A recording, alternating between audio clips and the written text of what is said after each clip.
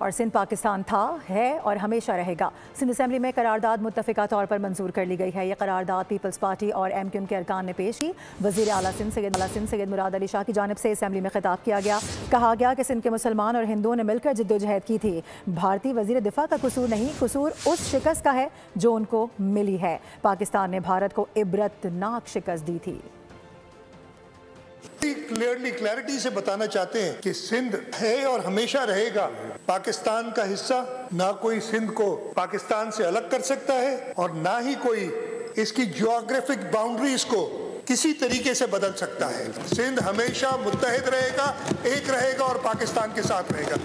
कुछ अरसे के लिए अंग्रेजों ने ये साजिश की थी इस खित्ते से कि बॉम्बे प्रेसिडेंसी में दे दिया था, और सिंध के मुसलमानों ने, सिंध के हिंदुओं ने साथ मिलके जिद्दोजहद की। इतनी धचके खाने के बाद अगर वो डिफेंस मिनिस्टर जो भारत को बदतरीन शिकस्त दिला चुका है, वो अगर ऐसे स्टेटमेंट देता है तो जैसे किसियानी बिल्ली खंबा नोचे।